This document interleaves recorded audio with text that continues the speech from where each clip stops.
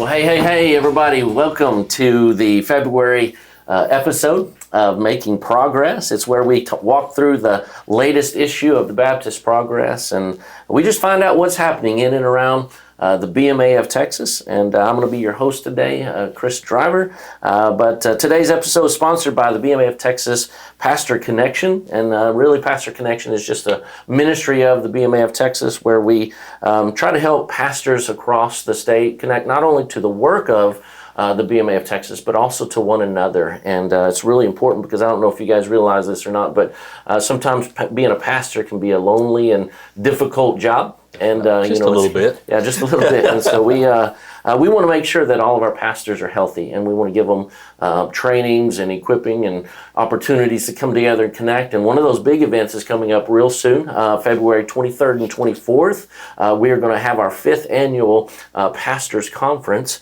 and it's going to be held at Round Prairie Baptist Church in Fairfield. And I hope everybody will make plans to be there. We're going to start about 1 p.m. on that Monday, and then we'll go through about dinner time on about 5 or 6 on Tuesday. And so it's going to be a great time. We have a great lineup of BMA of Texas pastors that are going to come and share. And it's billed as a pastors conference, but it's not just for pastors. And we want to encourage you with that bring your wives, bring your elders, bring your leadership, bring your family, bring your friends. It's going to be an awesome time, guys. Just sharing God's word. You'll be challenged. You'll be equipped. And I think you said last time, Brother Heith, that we have a tendency to prioritize the things that matter to us, and really want to challenge you as pastors in particular to come and just sit and learn and be preached to instead of always being the one being the preached. So take this time to get equipped, just encouraged. There's great time of fellowship during that time, and Round Prairie always takes such good care of us. And so we want to challenge you. Make this a priority. Next Monday, the 23rd and 24th, plan to be there. Plan to be there for all of it, and I know that you'll be super encouraged and challenged. And so, man, I'm sold. I think I'll come now. Okay, all right. Since you're going to be one of the speakers, I think you ought to, since you're leading off for it. So, who are our guests today? I'm glad you asked. Okay, so we're as always joined by the incomparable Heith Mitchell, who's got all things BMA of Texas covered for us, and he's got that. And so, man, we're glad he's our missions director, my friend, mentor, and I tell you what, just so glad. Heith, that you come and join us every month, man. So thanks for being here. Thank you for that. Carry the show that way. So our special guest this month is Brother Dalton too, and so he is our new BMA of Texas missionary to the Bedford, kind of Fort Worth area, Euless area, Euless area, and particular reaching out to the Nepalese people. Mm-hmm. Because he's also a former BMA of America missionary to Nepal. And so, man, welcome, Dalton. We're glad you're here. Thank you. It's going to be a great show. And I just have to start out by saying, listen, Dalton hit the trifecta for the progress this month. Okay, so he's not only the cover article, he's the missionary spotlight article, and he's our special guest on the Making Progress. Look at that! Wait. Your son was saying earlier that America won and got a medal. We should have got you a medal. I need a medal also. In the gold. I got the Olympics. This is true Olympics. Yeah. Yes. So we're excited that you're here, man. Yeah, so thanks. I know, how's the transition back been? So how long y'all been back anyway? So. We came back at the end of September, so Okay. 3 or 4 months, I guess, maybe 5 by now. Yeah. How's the transition going? It's been a little tricky. I mean, obviously being in a much different country for many years, and then now coming back to not only just Texas but the DFW areas. Yeah. It's a lot busier, on high pace, and it's been good. It's been a little slow, but we're settling in really well. Yeah. Already making friends and connections, and so I love that, man. So we're going to get a chance to talk to about all those things. Family's doing well. They're good. Making an adjustment. So watching the Olympics, man. Yeah. I love it. So, Two amazing boys. Yeah. Well, they're fighting for U.S. and Canada. Oh, so man. the Canadian, Yeah, wife's Canadian, Audrey's Canadian, Canadian. and the All boys are Canadian too. So not me. But. Yeah. Okay, man. All right. Got it So, made. man, you get to win. I know, right? Double your chance of goals, winning. yeah. All right, man. Well, hey, let's get started. Let's go through the progress, and let's. This theme for this episode was really hospitality, and kind of unpacking the idea of biblical hospitality. And so if you look at biblical definition for hospitality, it really boils down to a love for strangers. And we talk, several articles in here, mine and yours both, I think in particular, talk about really the difficult time that I think we as Americans have with hospitality. And for some reason we've kind of shifted away from being a hospitable people, whether it's the fast pace that you mentioned that we Right. have, and just everything's so fast, and you get home, we have a tendency to put up the garage door, drive in, close it, and disappear from the world, right? And then we also, everything we'd mentioned this with some of our training with our missionaries, that most of everything we do is in the backyard as opposed to in the front yard or Yes. in the home, and so really trying to challenge us and our readers with this issue of really getting back to that idea of biblical hospitality, being a hospitable people, which we should be, I think, according to Scripture. And so the first, like I say, the cover issue or the cover article is really yours, and you wrote an amazing article, just a kind of I think comparing and contrasting, your experiences with hospitality in Nepal and overseas, and then coming back here and doing that. And so why don't you just kind of share with us kind of your journey, over there, kind of your experiences maybe in Nepal, and then kind of what the difference. I'd love to hear kind of the difference of when you got back, man, like, wow, shock value, how things different. So, Well, it's kind of shocking that I'm writing an article about hospitality, because I didn't really grow up practicing hospitality much. Even my family, we were hospitable in a normal way. But first 5 years of my life, we were in New Orleans. You don't really open your door for anyone, like I said.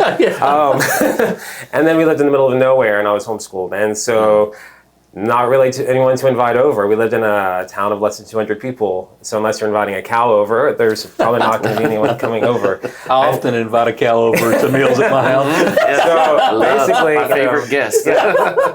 So it wasn't really a common thing, and I grew up a shy kid, even in college, and stuff. And so then, 2017, I guess, went to Nepal, and I realized my life, not only stepping foot over there changed, but just everything and the culture and stuff, it changed me also, I think, and realized that I also had to change to fit that. Wow. And so, I served there for about 8 years, met my wife there. Like I said, she's Canadian, so we met there and then married and went back there. And for the first 2 years there, as a single guy, I was part of an international men's team. I was with a different organization at the time, not with the BMA, but really saw firsthand just what hospitality looked like. Yeah. I had been inviting people's homes over, like in Texas or Tennessee or something, not a big deal, and people were friendly, but it's totally different, I think, when it's a stranger and somebody you don't know. We don't really invite strangers into our homes here, but that's exactly what happened to us. So went to Nepal, and we would often go on these treks, 30 hours, 30-hour bus rides into the mountain villages. I think it was my third week into Nepal.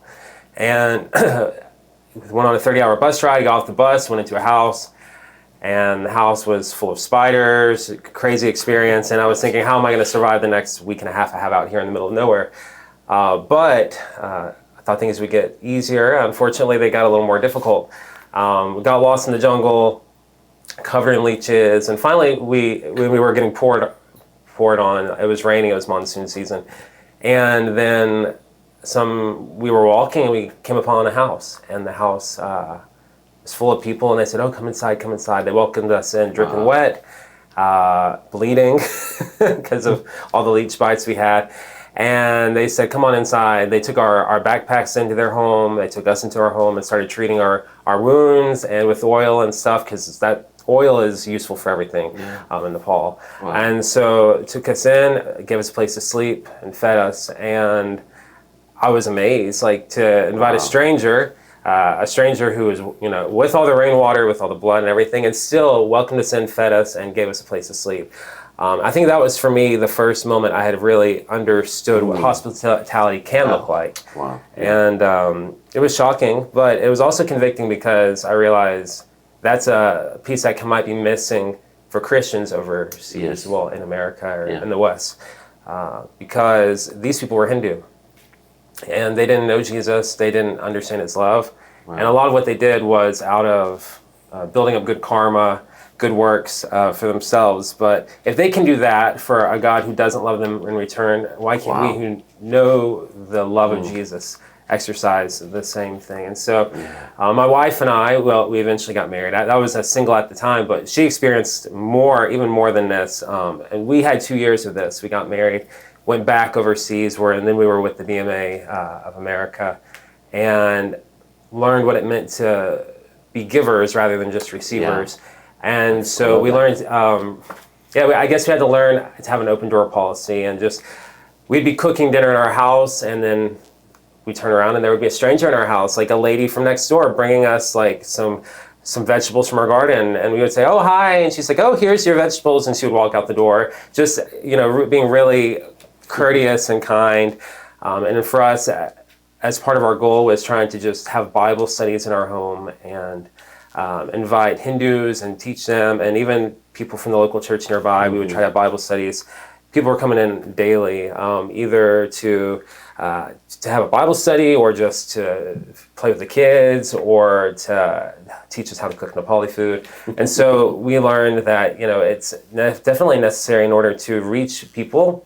To be the hands and feet of Jesus, it means opening your door, not closing yourself off. Yeah, that's good. And that can be really difficult. Even it doesn't always feel safe, and never always felt safe for us. We tried to be careful we have 2 young kids, 3 and 1, but at the same time, we believe it's what God has called us to do as believers, as according to what Scripture says. And so, being here, I don't know, we moved back, like I said, about 4 months ago, and we committed to doing the same type of thing, trying to invite as many people into our home as possible. And it has been more challenging. The good thing is we don't have a backyard. You said people play in their backyard. We don't have a backyard. We live in an apartment, so we don't. If we want to play outside, we go to the park or to the library, or we do something like that. And those are communal places where we can make connections with people. But it's funny. We've come back, and we've wanted to practice hospitality, try to invite people into our apartment, even though it's small. And often cluttered with toys and things, because we have a 3 and a 1-year-old. But it's lived in, man. Yeah, exactly. Right? We live here. And so, I feel like it's very abnormal. And not only does it feel strange here, I think other people find it very strange to be invited into our home. Within being here a few weeks, we invited some neighbors from our apartment for tea, and they happened to be Indian. So for them, maybe they thought it was strange, but they were like, "Okay, we'll try to come over for tea. It's not a big deal, maybe." Well, I've since met some other people. Like the other day, I met people in Walmart, and they were Nepali, and so talked to them a minute, and then I was like, "So we should invite you guys over for tea sometime, or coffee, or a meal, and we should just I'd like to practice my Nepali, just a way to get them to." That's good. Yeah. To have an opportunity to show love and to have a conversation with them. And so that's good. It felt really strange for them. I think they were taken off guard a little bit, but yesterday morning they came to our house. They kept putting it off, and they're like, "We're coming." And they came, and we didn't share a full gospel presentation. They were in our home the first time.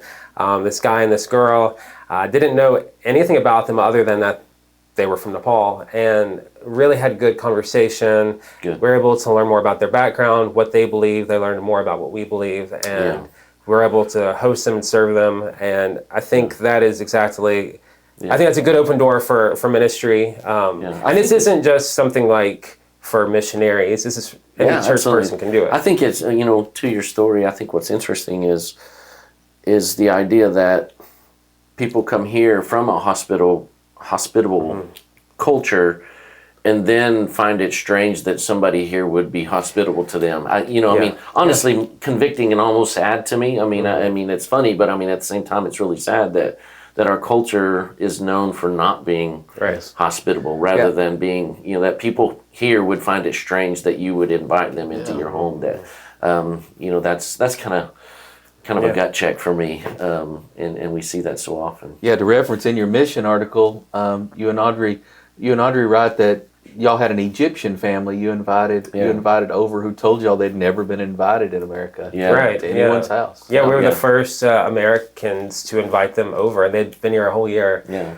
But you know what's cool about that story? It was the flip side, that they didn't feel like they were actually home until they invited you guys, and y'all came to their home. And so that's that flip side of that that idea of hospitality is that, we always think I've got to be hospitable, but I think part of hospitality sometimes too is that reciprocation, is that, accepting an invitation, being open if somebody were to invite you, that you would go, and it means something to people, and not realizing that you're actually being a blessing by receiving hospitality too. And I think overseas, I mean, I've been a couple of times, different places, and that's a big deal for people to have you in their home. It's an honor. I think that may be the mind, that mental difficulty sometimes that we have with hospitality is realizing that,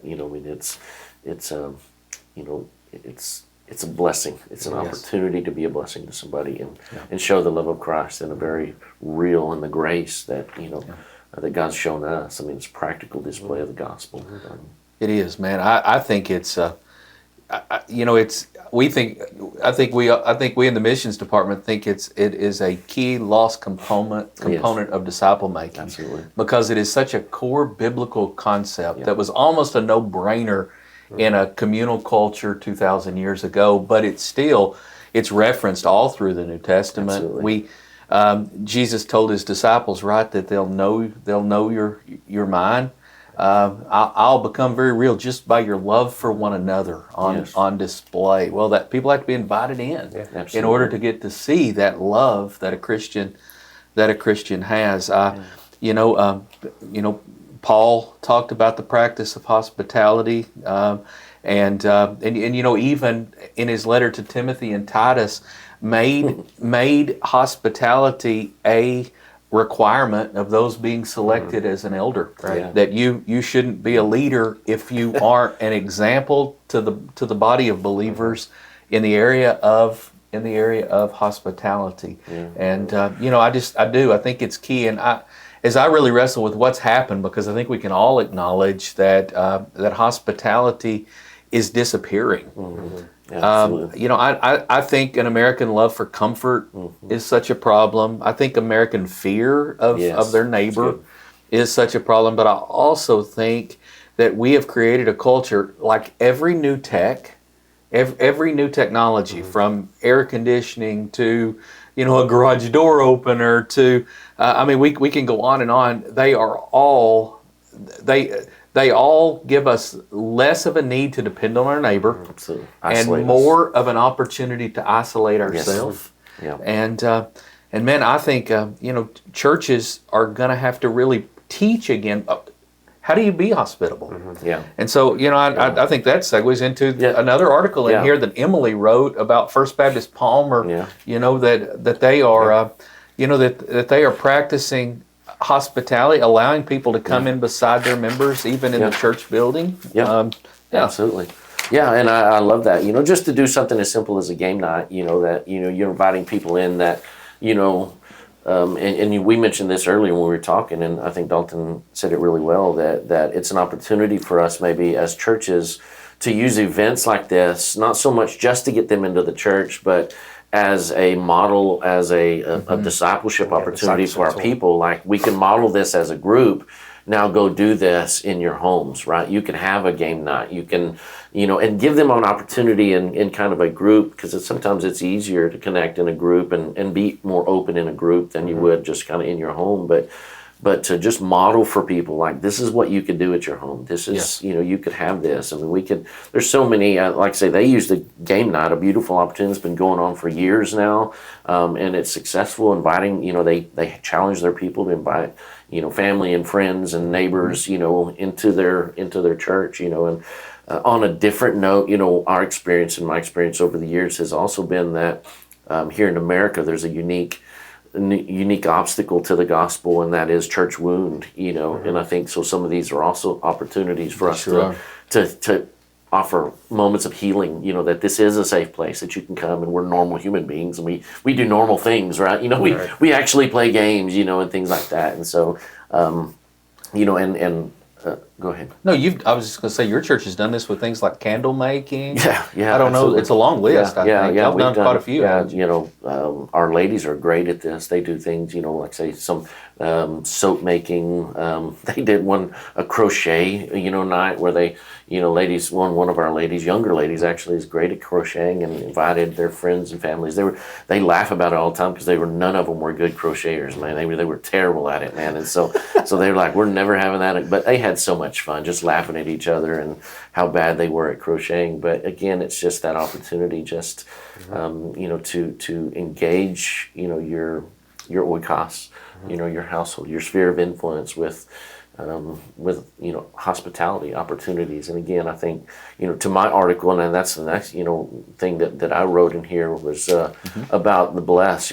As a missions office, we teach the BLESS acronym, and that being that we could all use an opportunity to learn how to be better at being hospitable, and there's tools out there to use it. And I think Dave Ferguson came up with the BLESS acronym. He did. I think we saw it at an exponential conference out in Florida and grabbed it, and it has had such impact among us. Yeah, absolutely. Well, it has for me personally. I mean, just a pattern to walk. Exactly. As we're practicing and and learning to be hospitable. Yeah, because Dalton, you've got this great, life-changing experience in another culture. A lot of our folks may never have that, but yet we can still be intentional about being hospitable. And so I think the BLESS acronym, it just simply means, begin with prayer.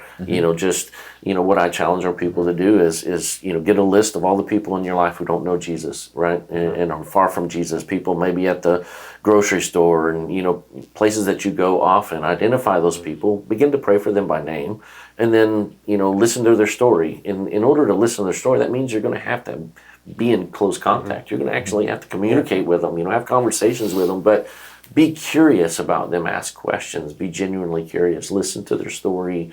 And then the E is engage them, right? It's eat most often, it's older cultures in particular are great about a meal, something about that. But there's other ways, go hunting, go play golf or whatever it is, but opportunities to engage them on a personal level, and then serve them, listen to them enough that you find needs that they need, they might have, that things that you could, bless them, ways that you could bless them, practically, and serve them. And then ultimately, to what you talked about, we want to get to the gospel, right? We want to get to, we can share our story, our journey to Christ, things that God has done in our life, but also, an opportunity to share, God's story. We have to get to that point, because there's no greater blessing that people need, regardless of culture, than Jesus Christ, right? That is where we've got to get to. And, these are just opportunities. Hospitality is such, like you said, just such a biblical key component of the Christian walk, more than just, going through the motions, but, with intention. And I think that's the piece, I think sometimes that we need to be serious about, is being intentional about that. So. I think there's three missing skills. We have just seen as that blessed rhythm. It works, and it works time and time again as we engage people intentionally, with the gospel in a biblical way. I think it's a biblical way, but I think there's three missing skills that are going to have to be taught in most churches for this to be engaged.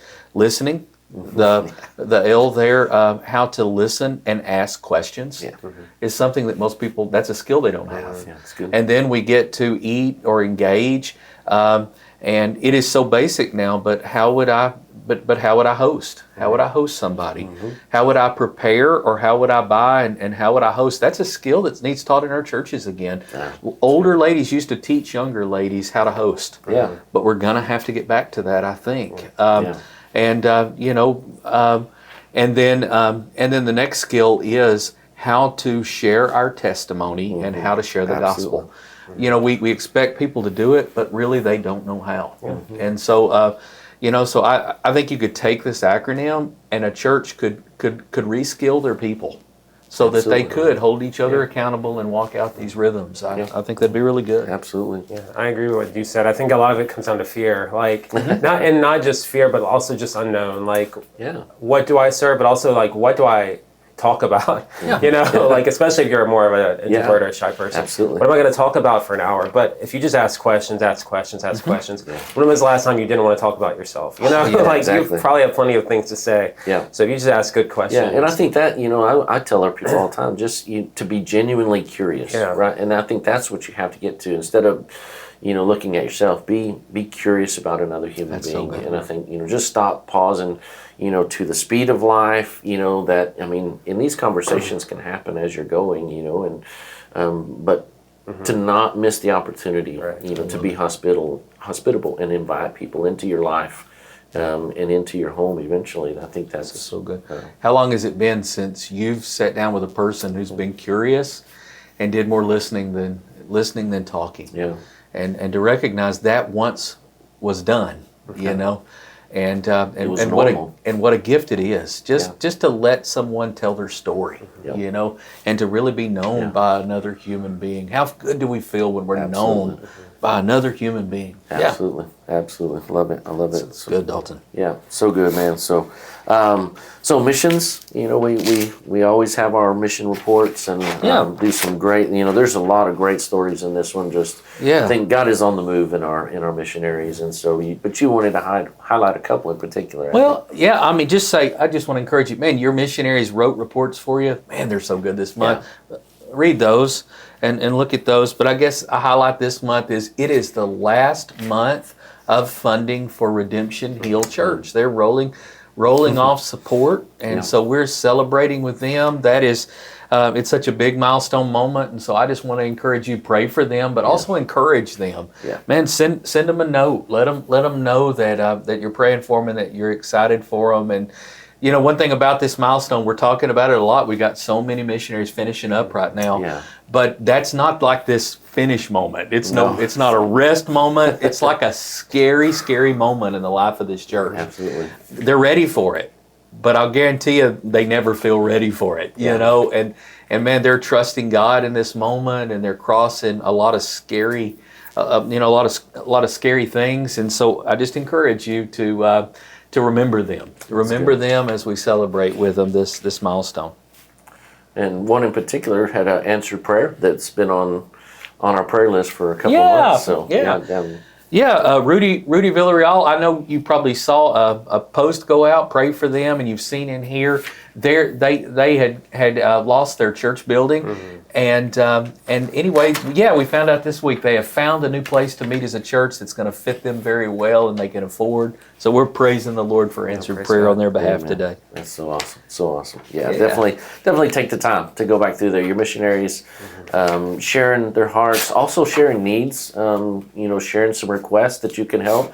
If you're looking for projects for mission opportunities. Don't hesitate to reach out to those missionaries. They have very real needs, but also real opportunities for you to serve. And so, reach out to them. And so TBHC, we always every month get to hear from TBHC and the Texas Baptist Hope for Children, and they're still continuing to emphasize that change and why that change in the name, that one letter, from home to hope, and what that truly means and how it's impacting not only the kids, but their ministry and how they do ministry. And they write another great article, and Jason has done a great job of just kind of highlighting some more emphasis on the importance of this change. And he's just really trying to help, our churches and our people to understand, the impact that is continuing to happen at TBHC, and the name change really emphasizes and kind of highlights really that idea that the goal is hope. And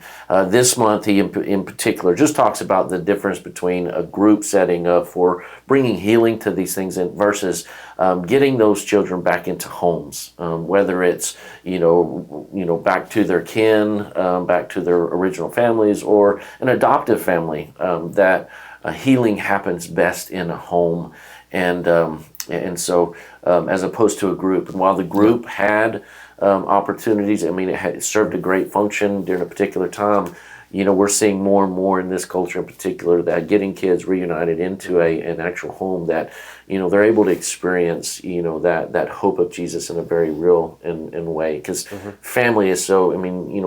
God created that, and so to get them back into that really brings healing in a way that you can't get in a group environment. And so he does a great job of emphasizing that, and as always, just the memorials and the honorariums are always a blessing. They are just the people giving to this ministry, but man, this time I saw some that were really unique. I want Miss Karen Anglin gave an honorarium to Almighty God. I thought that was really cool, great. And who deserves it more, man? And hey, Gene McCool's 100th birthday. Yeah, wow. Happy awesome. 100th birthday. Amen to that. And I also thought this really special. I say that and then I lose it. Right here, Joe Johnson, his wife gave a memorial gift to TBHC for her husband's death. Yeah. And we're praying for her, but at the same time, how sweet is that she honored her own husband by giving to the ministry of Texas Baptist Hope for Children. Absolutely. All right, so that takes us to Jacksonville College. Always love hearing about them, and great article about their chef over there at the article. Fun read. I challenge you, go read that. Yeah. Also, says in there that Mr. Smith has a barbecue place there in town. So I think next time I go, I'm gonna try that. I have some barbecue. I love that. He can definitely cook. I've made some good meals at the college. Absolutely. So those kids are blessed. But really, the highlight here is that the homecoming. 2026, the 2026 homecoming coming up in March 20th and 21st. Have some alumni sitting here with us. Are you guys excited? Y'all going to make plans for that, or? I'll try to make it for sure. Yeah. That sounds good. It is.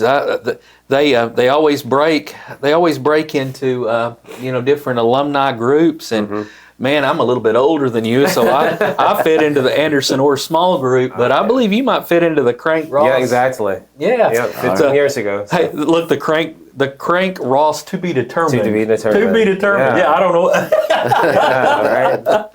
I'll be there wherever it is. I'll be there.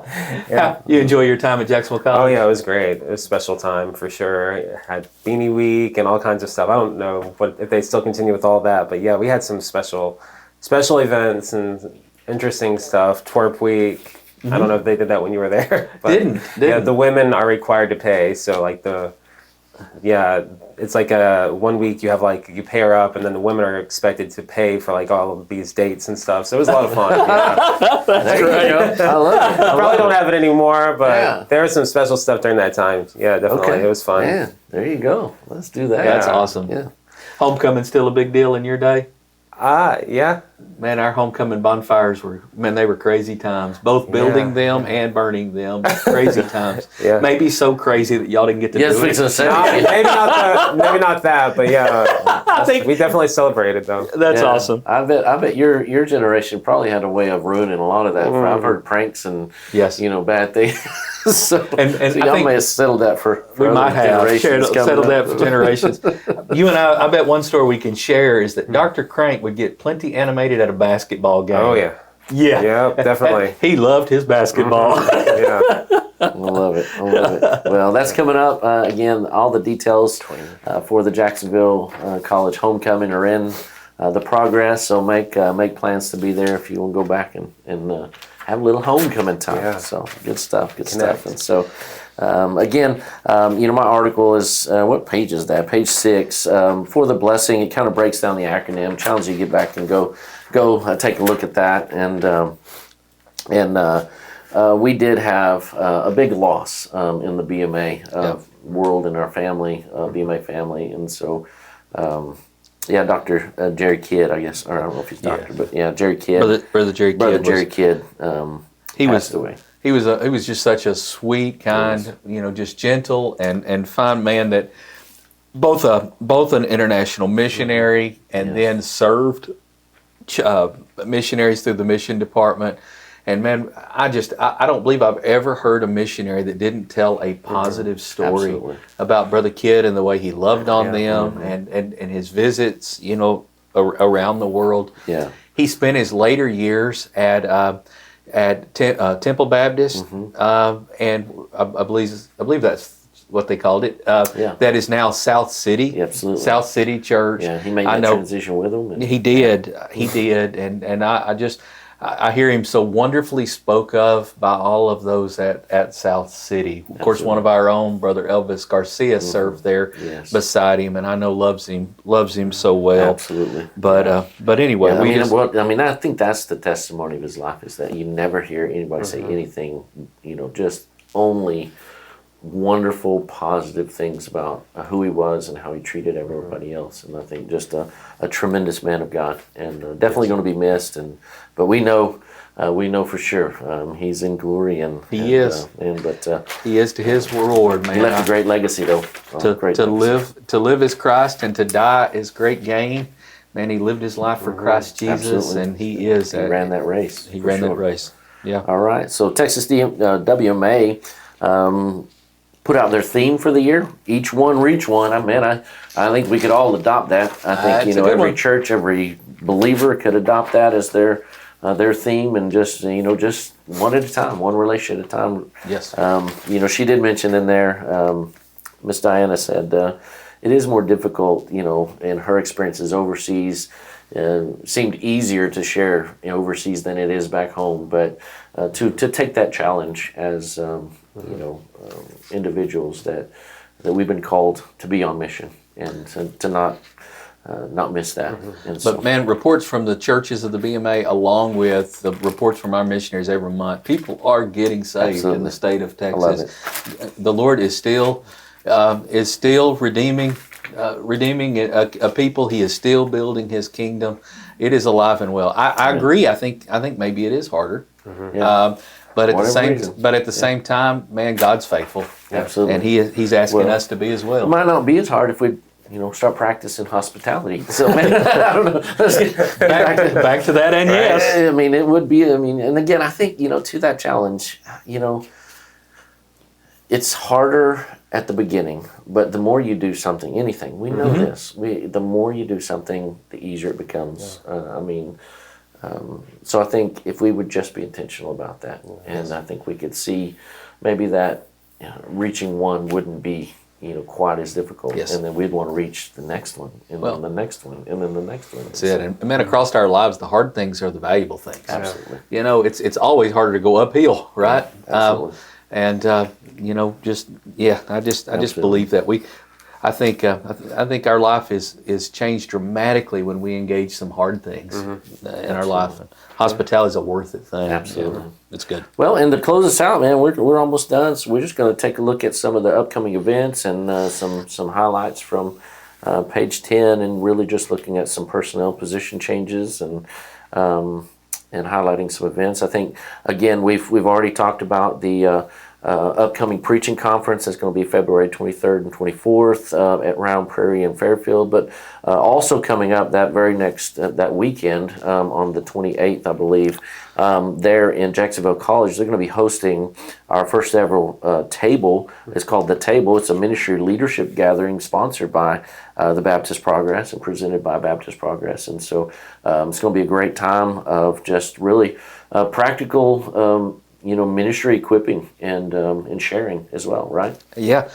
Yes. And we see it as so valuable because a workshop that you can bring really all of your teams, all of your systems together, and they're all going to get some leadership equipping. Yeah. They're all going to get some specific skill equipping, and really just sharing during that time.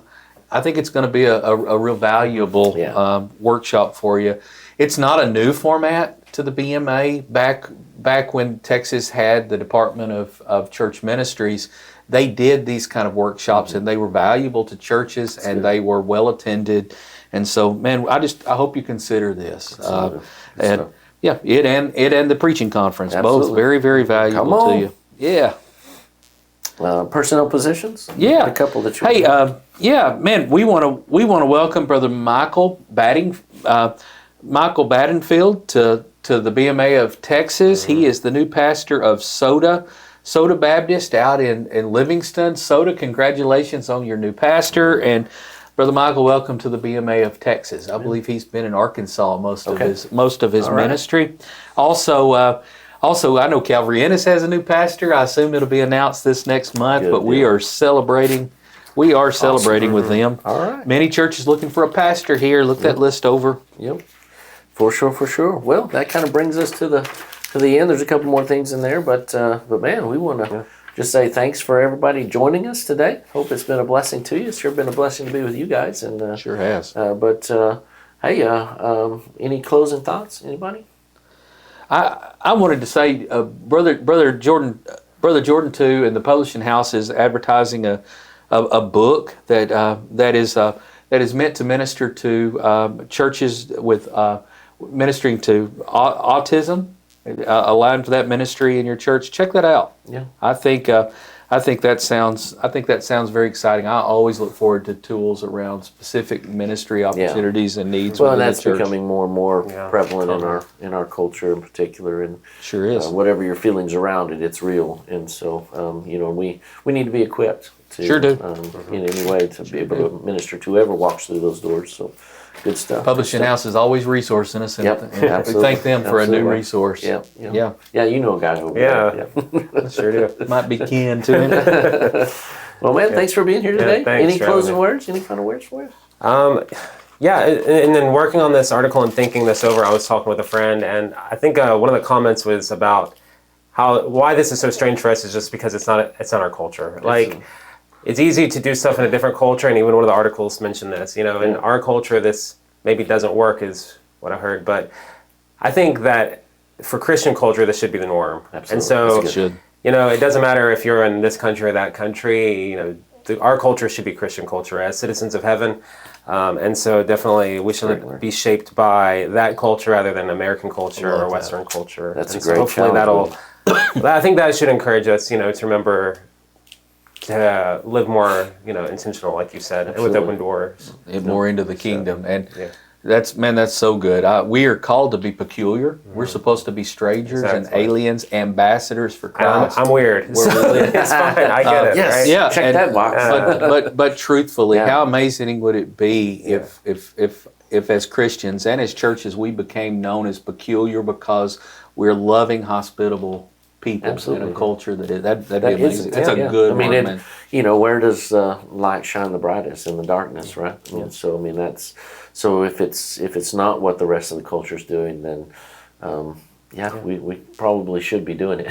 And we have to be careful, especially here in America, because the church here kind of sets the tone for the rest of the world, whether we realize it or not. People take their cues from us, and if we are lacking on something, then in other parts of the world, they're going to start, implementing the same thing, and then there will be poverty of whatever we're lacking, whether it be, sufficiency of scripture or this or that, or lack of hospitality. Then it starts taking effect all over the world. That's good. It's a good word. Good word. Well, thanks for being here, man. Thanks for having me. Blessing, man. Appreciate it. Hope it's a blessing to you, but thanks as always, Heith. Yeah.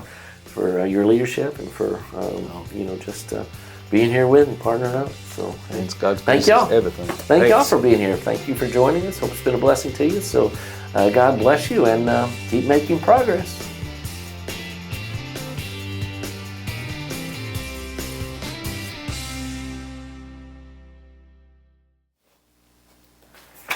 It's good. Okay. And I think we were good. About 45. We were good on time, weren't we?